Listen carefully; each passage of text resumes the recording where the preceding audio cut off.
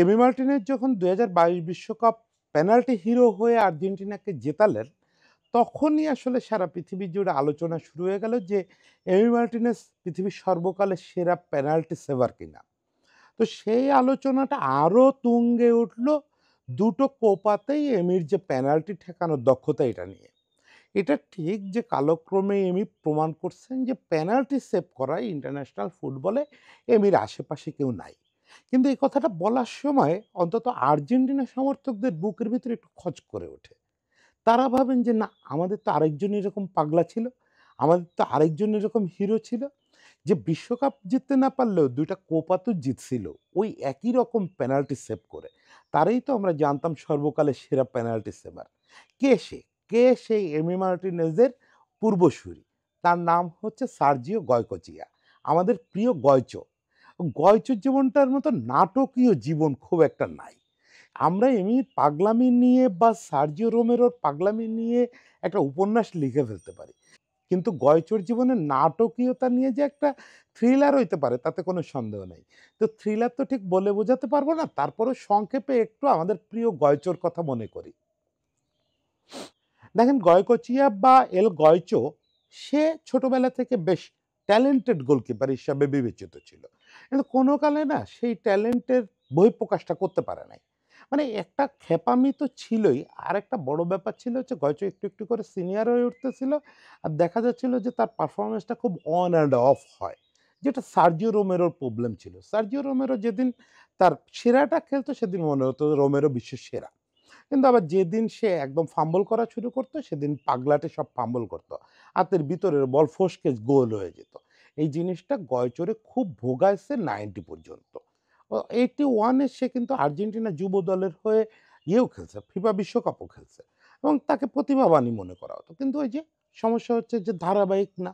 ফলে সে কখনো কোনো দলে ফার্স্ট চয়েস কিপার হয়ে উঠতে পারতেছিল না। তাকে নাম্বার 2 হয়েই সন্তুষ্ট থাকতে হচ্ছিল। প্রথম দিকে আর্জেন্টিনা ছোটখাটো কিছু ক্লাবে খেলছে, সিনিয়র লেভেলে বড় দল পেলে হচ্ছে রিভার প্লেট। তো আপনি কি ভাবলেন যে রিভার প্লেটের ১ নাম্বার কিপার হয়ে গেছে? মোটেও না। রিভার প্লেটের ১ নাম্বার কিপার তখন পৃথিবীর অন্যতম সেরা কিপার, নেরি পাম্পিদো। ফলে নেরি পাম্পিদো হচ্ছে তখন রিভার প্লেটের ১ নাম্বার কিপার। তো রিভার প্লেটে গিয়েও গয়চোর ওরকম সাইড লাইনেই বসে থাকতে হয়। তারপরেও কিছু, কিছু ম্যাচ পায় সেকেন্ড চয়েস কিপার হিসাবে সিজনের শেষ দিকে কিছু ম্যাচ পায়। বা ওদের তো অনেকগুলো ট্রফি হয়। কোপা লিবার্তাদোরেস হয়, তারপরে কোপা আর্জেন্টিনা হয়, সুপার কোপা হয়। ওইগুলাতে কিছু, কিছু ম্যাচ পায়।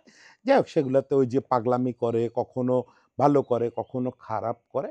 ফলে সে শীর্ষ আলোচনায় থাকে না। তাই 90 ওয়ার্ল্ড কাপের যে টিম, যেটা হচ্ছে গয়চোর জীবনের রূপকথা, সেই টিমে কিন্তু সে ছিল না। বিশেষ করেন ওই টিমের সেরা ২৩ জনে গয়চোর নাম ছিল না।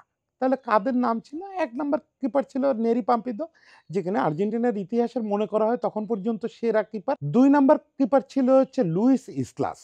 সেও খুব ভালো কিপার ছিল। যদিও আর্জেন্টিনায় এই যে পরে ২০০৮-৯ পরবর্তীকালে যে গোলকিপিং এর একটা বিস্ফোরণ ঘটছে, সেইটার কথা ভুলে গেলে আপনি দেখবেন এর আগে কখনোই খুব টপ লেভেল গোলকিপার আর্জেন্টিনা পায় নাই।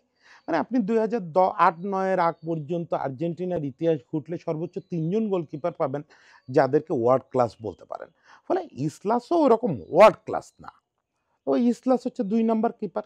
আর্জেন্টিনা বিশ্বকাপ দলের ৩ নাম্বার কিপার তখন ফ্যাবিয়ান ক্যানসেলারেস।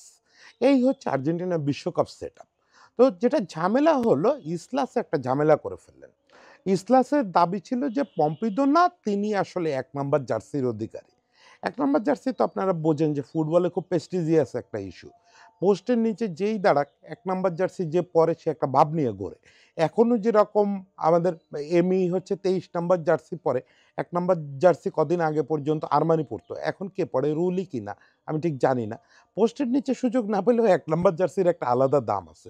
ইসলাসের দাবি ছিল যে তাকে ১ নাম্বার জার্সি দিতে হবে। আর্জেন্টিনা কর্তৃপক্ষ স্বভাবতই এটা কান দেয় নাই। যেহেতু পম্পিদো ১ নাম্বার কিপার, পম্পিদো তখন ওয়ার্ল্ডের one of the best keeper. ফলে পম্পিদোরই ১ নাম্বার জার্সি দেওয়া হয়েছে। ইনফ্যাক্ট 90 তে যে আর্জেন্টিনার দলটা বিশ্বকাপে গেল, এই দলটা সম্ভবত আর্জেন্টিনার ইতিহাসের অন্যতম দুর্বল দল ছিল। আপনাদের শুনলে যারা 90 টা চোখের সামনে দেখেন নাই বা 90 সম্পর্কে খুব ভালো জানেন নাই, তারা একটু চমকায় যাবেন। যে ফাইনাল খেলছে, ফাইনালে একটা বিতর্কিত পেনাল্টিতে হেরে গেছে, তাহলে এই দলটা সবচেয়ে দুর্বল দল হয় কি করে? দেখেন আমি জেনে শুনে বলতেছি, আমি 86 থেকে এই ২০২২ পর্যন্ত তো অলমোস্ট মানে চোখে সবটা না দেখলেও মানে একদম প্রফেশনাল কাজে দেখতে হয়েছে পুরাটা। ফলে আমি জেনে শুনে বলতেছি এবং লোকেরাও তাই সাক্ষ্য দেয়। ফিফার ওয়েবসাইটে লেখাও তাই বলে যে 90 বিশ্বকাপের যে আর্জেন্টিনা দল, এটা ইতিহাসের সবচেয়ে দুর্বল আর্জেন্টিনা দল। কারণ এই দলে কি ছিল? এই দলে মানে আপনি যদি পূর্ণোদ্যমের সেরা ফর্মের খেলোয়াড় বলেন, তাহলে মাত্র ২ জন। একজন পাম্পিদো, একজন ক্যানিজিয়া। এছাড়া এই দলে কেউ তার সেরা অবস্থায় নাই, ইনক্লুডিং ম্যারাডোনা।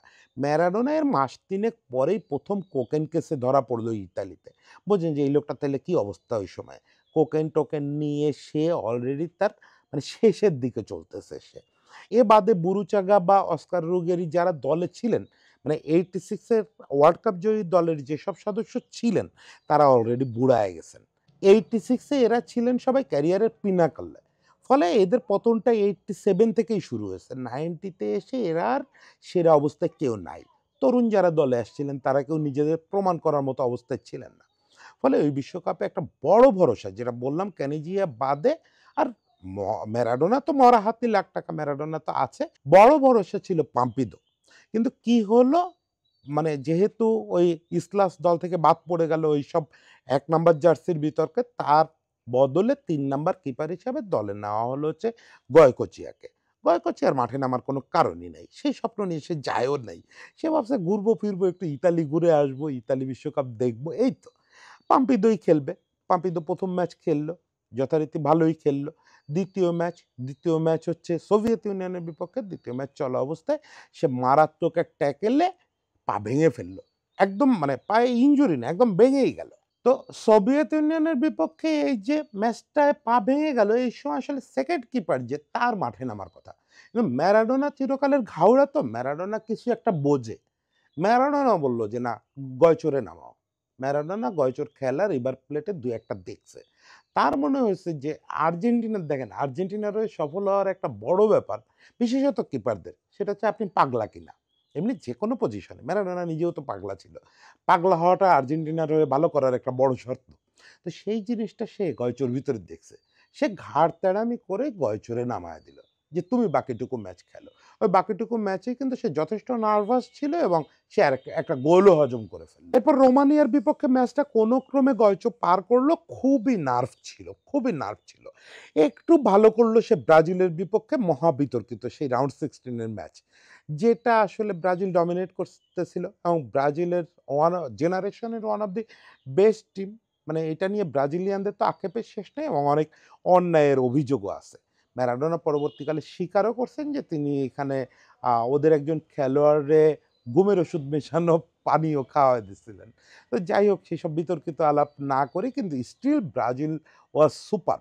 মানে আমি এই কনটেন্ট করার আগেও ঘোটাঘুটি করতে হঠাৎ করে মনে হলো ওই ম্যাচটা আরেকবার দেখি। মানে ওই ম্যাচে আর্জেন্টিনার ৫-৭ গোল খাওয়াটাও কোনো ঘটনা ছিল না। আর্জেন্টিনার উড়ে যাওয়ার কথা ছিল। আর্জেন্টিনা আসছেই গ্রুপের সেরা ৩য় হয়ে। আর্জেন্টিনা কিন্তু গ্রুপ ফার্স্ট, সেকেন্ড ও হইতে পারে নাই ওই বিশ্বকাপে। গ্রুপে তখন একটা অপশন ছিল যে ওই গ্রু গ্রুপ সংখ্যা কম ছিল তো ফলে একটা দলকে বাড়তি নেওয়া হতো রাউন্ড অফ 16 এ। সেই দলটা ছিল হচ্ছে সব গ্রুপের থার্ড দলগুলোর মধ্যে যে দলটা সবচেয়ে ভালো সেই দলটাকে পরের রাউন্ডে যাওয়ার সুযোগ দেওয়া হতো। সেই সেরা ৩য় দল হিসেবে আর্জেন্টিনার রাউন্ড অফ 16 এ গেল। যথারীতি ব্রাজিল তাদের উড়ায়ে দিতে ধরছিল। কিন্তু এই ম্যাচে কয়কচিয়া বেশ কয়েকটা ভালো সেভ করলো। অন্তত বক্সে বেশ কিছু ভালো সেভ করলো এবং মনে হলো যে একটু নার্ভাসনেস কাটায় উঠছে। এবং শেষ পর্যন্ত ক্যানিজিয়ার একটা লেট গোল সম্ভবত 80 প্লাস মোমেন্টের একটা গোল, ওই গোলটা আর্জেন্টিনাকে খুবই আনএক্সপেক্টেডলি এবং ম্যাচের স্রোতের বিপক্ষে ম্যাচ জিতায় দিল। আর্জেন্টিনা চলে গেল কোয়ার্টার ফাইনালে এবং এই কোয়ার্টার ফাইনালে শুরু হলো হচ্ছে গয়কচিয়ার রূপকথা, গয়চো রূপকথা। সেইটাও হলো আসলে একটা নির্দিষ্ট মোমেন্টে এসে। এই মোমেন্টটার কথা গয়চো ফিফাকে দেওয়া একটা ইন্টারভিউতে বলছেন যে তার জীবন আসলে ২ ভাগে বিভক্ত।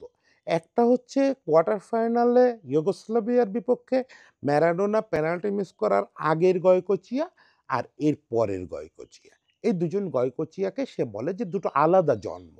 এর আগে আমি ছিলাম একজন পাগলা মানুষ যার কোনো দায়িত্ববোধ ছিল না, যাকে কিছু করতে হবে ওরকম কোনো প্রেরণা ছিল না আমার জীবনে। কিন্তু ওই ঘটনার পরে আমার জীবনটা বদলে গেল। সে ঘটনাটা কি? ঘটনাটা হচ্ছে যুগোস্লাভিয়ার বিপক্ষে back to back ২ to penalty miss করে ফেলল। ম্যাচ পেনাল্টিতে গেল। 0-0 ছিল। ম্যাচের মধ্যে ভালোই খেলছিল গয়কোচিয়া, নট ব্যাড। কিন্তু পেনাল্টিতে যাওয়ার পরে পেনাল্টি হেরেই গেছিল আর্জেন্টিনা। ২ টো পেনাল্টি মিস হলো। তার ১ম টা মিস করল খোদ ম্যারাডোনা। ম্যারাডোনা পেনাল্টিটা মিস করে দেখেন পেনাল্টি শুট আউটে যখন ম্যাচ যায়, ইন জেনারেল ওই পেনাল্টির যে ৫ টা শুট হয়, ৫ টা শুটের যেকোনো একটাকেও মিস করা মানে আসলে হেরে যাওয়ার দিকে আগায় যাওয়া। এবং ধরেই নেওয়া হয় ম্যারাডোনার মতো শুটার যখন আপনার মিস করে বা তার ওই শটটা সেভ হয়ে গেছিল, সে একদম কিপারের হাতে মেরে দিছিল। কিপার যেদিকে ডাইভ দিছে সেই দিকে হাতের উপরে মেরে দিছে। ম্যারাডোনা ওখান থেকে ফিরতেছে, আমার চোখে এখনো ভাসে দৃশ্যটা। ম্যারাডোনা ওখান থেকে ফিরতেছে, ২ হাতে মুখ ঢেকে নিজের উপরে বিরক্তি প্রকাশ করতে, করতে এক পর্যায়ে কেঁদে দিছে। তখন গয়কোচিয়া হচ্ছে ইসের দিকে যাচ্ছে, পোস্টের দিকে যাচ্ছে। তাকে নেক্সট শুট সামলাইতে হবে। গয়কোচিয়া কিন্তু তখনও তরুণ। গয়কোচিয়ার ম্যারাডোনার সঙ্গে রিলেশন অত ভালো না। আজকাল যেমন মেসি, এমি বয়সের এত ব্যবধানের পরেও অনেক বন্ধুত্ব, সবসময় জড়াজড়ি করে ঘোরে। তখন তো একটা ইয়ে ছিল, কিন্তু গয়কোচিয়া ওই বাধাটা দূর করে হঠাৎ করে ম্যারাডোনার জড়ায় ধরছে। জড়ায় ধরলে ম্যারাডোনা মানে একটু দৃঢ় হয়ে ওর কাঁধে হাত রাখছে যে, "তুমি কিছু করো।" তখন গয়কোচিয়ার চোখেও পানি। গয়কোচিয়া ম্যারাডোনার দিকে ফিরে বলতেছে যে, "দিয়েগো, তুমি যে মিসটা করছো এটা নিয়ে আর ১ সেকেন্ডও ভাইবো না। আমি যদি বেঁচে থাকি আমি এখান থেকে কমপক্ষে ২ টো সেভ করে তোমার মান-সম্মান ফিরায় নিয়ে তারপরে আসবো। আর না হলে আমারে গুলি করে মাইরে ফেলো।" সেই কথাটা বলে পোস্টে গিয়ে দাঁড়াইছে। দেখেন এরকম কথা, মুখের কথা অনেকে বলে।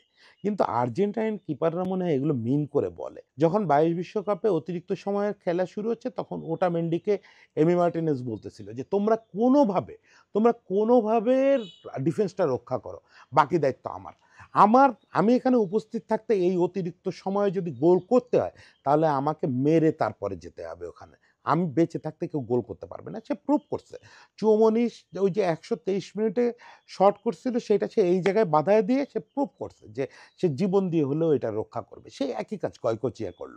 যুগোস্লাভিয়ার বিপক্ষে ওই কোয়ার্টার ফাইনালে ম্যারাডোনা পেনাল্টি মিস করার পর ম্যারাডোনাকে যে কথা দিছিল সেই অনুযায়ী সে পরপর ২ টো পেনাল্টি সেভ করে ফেলল। আর্জেন্টিনা চলে গেল সেমিফাইনালে। দেখেন ধ্বজভঙ্গ একটা টিম নিয়ে আর্জেন্টিনা কার্যত সেমিফাইনালে গেল। খেলা এবার ইতালির বিপক্ষে। খেলা কোথায়? নেপলসে। যে নেপোলির ঈশ্বর হচ্ছে ম্যারাডোনা। এই ম্যাচ নিয়ে অনেক গল্প আছে, অনেক মিথ আছে, সেটা আরেকদিন গল্প বলা যাবে। যে এই ম্যাচে ইতালিয়ানরা মানে নাপোলিবাসী ম্যাচ দেখতে আসছিল, তারা ইতালির হয়ে না, তারা গলা ফাটাইছিল আর্জেন্টিনার হয়ে। অ্যাকচুয়ালি তারা গলা ফাটাইছিল তাদের ঈশ্বর ম্যারাডোনার হয়ে। সেই ম্যাচও মানে প্রাণান্ত চেষ্টা করে আর্জেন্টিনা ওই সেই ইয়েতে নিল, পেনাল্টি শুট আউটে নিল। আবারও রুখে দাঁড়ালো সেই গয়কোচিয়া। ততক্ষণে তো গয়চো বদলে গেছে। গয়চো নিজেই ওই যে ইন্টারভিউতে বলছে যে ম্যারাডোনাকে সে যে মোমেন্টে ওই কথাটা দিচ্ছে জড়ায় ধরে, সেই মোমেন্টের পর থেকে সে অন্য মানুষ। এবার তো সে অন্য মানুষ। এবার সে ডোনাডুনি সহ ইতালির ২ দক্ষ শুটারের শট ঠেকায় দিল। মানে এবারও পেনাল্টি শুট আউটে জিতে গেল আর্জেন্টিনা। মানে ধুঁকতে, ধুঁকতে আর্জেন্টিনা ফাইনালে। হয় কি সবার শেষটা সবকিছুর শেষটা ঠিক রূপকথার মতো হয় না। এই গয়কোচিয়ার এই বীরত্বটাই রূপকথার মতো হতো যদি জার্মানির বিপক্ষে ওই ৮৫ মিনিটের পেনাল্টিটাও সে সেভ করতে পারত ফাইনালে। সেটা তো হয় নাই। বরং উল্টো জার্মানির বিপক্ষে যে আর্জেন্টিনা ফাইনালে উঠছে, বোথ জার্মানি এবং আর্জেন্টিনা দুটোই ওয়ার্ল্ড কাপের ওর্স ২ টা দল ছিল। অন্তত বিশ্বকাপ জয়ের দাবি নিয়ে এবার তারা কেউ আসে নাই। না লোথার ম্যাথিউসের দলটা 86 এর মতো সুন্দর ছিল, না ম্যারাডোনার দলটা 86 এর মতো সুন্দর ছিল। তারপর তারা কেমনে উঠে আসলো। তবে ফাইনালের কথা যদি বলেন, জাজরা কি বলবে, বিশ্লেষকরা কি বলবে জানি না। আমি আমার দেখা থেকে বলতে পারি ফাইনালে বরং ফার বেটার খেলছে আর্জেন্টিনা। পুরো টুর্নামেন্টের তুলনায় ফাইনালে অস্বাভাবিক ভালো খেলছে। বিশেষত শুরুর দিকেই যখন কোডেসাল তাদের একজন খেলোয়াড়কে কাকে যেন লাল কার্ড দিল? ভুলে গেছি। কোডেসাল তো ভাই কোডেসালের পরিণতি কবে পরে কি হয়েছিল আপনারা জানেন যে কোডেসাল পৃথিবীব্যাপী কি ঘৃণার শিকার হয়েছে। কোডেসাল শুরুর দিকে আর্জেন্টাইন এক খেলোয়াড়কে লাল কার্ড দিয়ে দিল। তীব্র প্রতিবাদ করলো ম্যারাডোনা সহ পুরো আর্জেন্টিনা। ম্যারাডোনার সেই দৃশ্যের ছবি আজও পর্যন্ত আপনারা ইন্টারনেটে পাবেন। ম্যারাডোনা প্রতিবাদ করতে গিয়েও হলুদ কার্ড খেলো। এরপরে একেবারে শেষ দিকে এসে কোথায় আর্জেন্টিনা একটু আগে একটা পেনাল্টি পাইতে ধরেও পায় নাই। সেখানে উল্টে আর্জেন্টিনার বিপক্ষে পেনাল্টি দিয়ে দেয়া হলো। আর্জেন্টিনার বিপক্ষে কোডেসাল একটা পেনাল্টি দিয়ে দিল। হ্যাঁ, সেই পেনাল্টিটা নেওয়ার সময়ও গয়কোচিয়া লাইনে ঝাঁপ দিছিল। একদম বলের সঠিক লাইনে ঝাঁপ দিছিল। কিন্তু বলটা ঠেকাইতে পারে নাই শেষ পর্যন্ত। ওই যে বলে যে সবকিছু রূপকথায় শেষ হয় না। ফলে রানার আপ হয়েই আর্জেন্টিনাকে এবার বাড়ি ফিরতে হলো। এবার আর বিশ্বকাপ সঙ্গী হলো না। এবং গয়চোর গল্পটা শুরুটা অন্তত ট্রফি দিয়ে হলো না।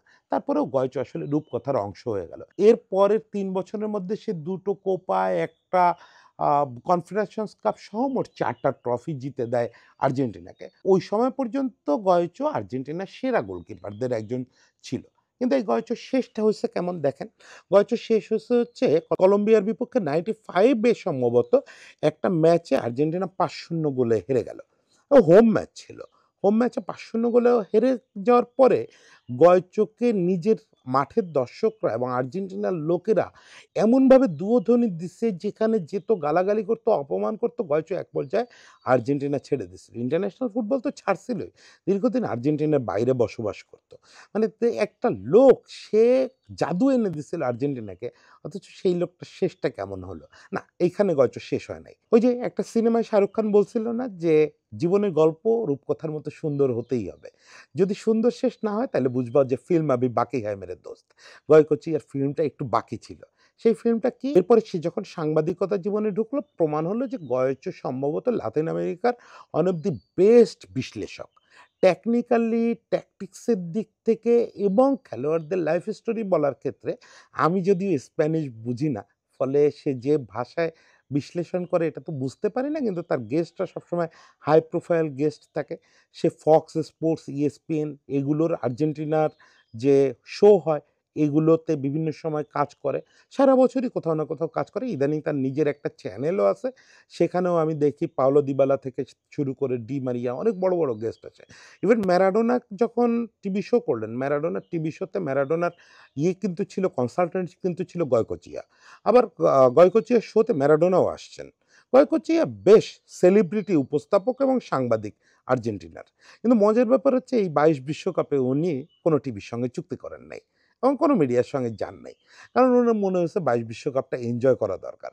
২২ বিশ্বকাপটা এবং শেষ পর্যন্ত আপনারা দেখছেন ফাইনালে সেই এমি যখন ম্যাচ জেতালো, আজকের গয়কোচিয়া এমি যখন পেনাল্টি সেভ করে ম্যাচ জিতালো, গয়কোচিয়া চিৎকার করতে, করতে মাঠের ভিতরে চলে আসছেন। ওইদিন আর্জেন্টিনার প্রায় সব সিনিয়র খেলোয়াড়রাই মাঠে নেমে আসছিলেন স্যুট কোট পরা অবস্থায়। তো আরেকটা জিনিস আমার কাছে সবচেয়ে ভাল লাগছে যে গয়কোচিয়া সবার সঙ্গে হাত মিলাচ্ছিলেন, সবার সঙ্গে সবকিছু করতেছিলেন।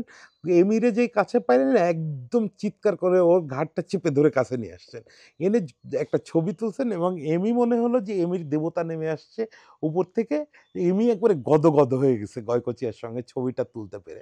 তারপর দীর্ঘক্ষণ একজন আরেকজনের জড়ায় থাকলো। তখন আমার মনে হলো যে ছবিটা এই দৃশ্যটার জন্য অপেক্ষা করতেছিল। এল গয়চোর ছবিটা তো এতক্ষণ শেষ হয় নাই। এই যে এমি মার্টিনেজের ভিতর দিয়ে তার পুনর্জন্ম হয়েছে, এমি মার্টিনেজ তার মতো করেই পেনাল্টি শুট আউটে আর্জেন্টিনাকে একটা বিশ্বকাপ এনে দিছে।